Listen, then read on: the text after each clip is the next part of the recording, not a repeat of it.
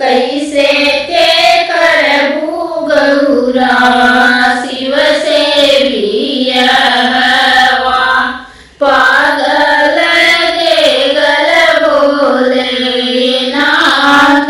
जी कैसे के करबू गौरा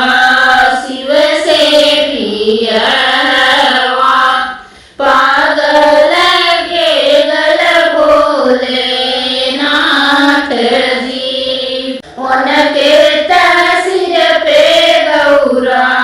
नहीं बमौरवा बाहत गंगा के धार जी बाहत गंगा के धार जी कैसे के करबू गौरा शिव से बियाहवा पागल गे गल भोले नाथ जी उनके तगले गौरा नहीं बाटे मालवा उनके तगले गौरा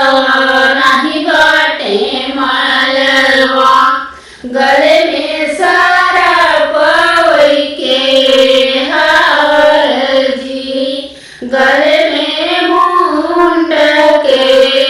माल जी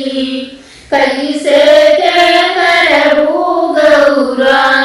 शिव से बियाहवा पागल गे गल भोले नाथ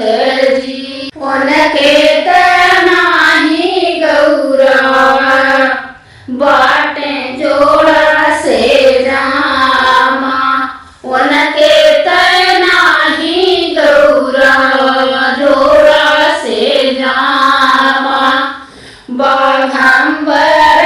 पहिरी के आई जी बाघंबर पहिरी के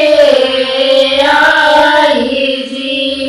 कैसे के करबू गौरा शिव से बियाहवा पागल गे गल भोले नाथ जी उनके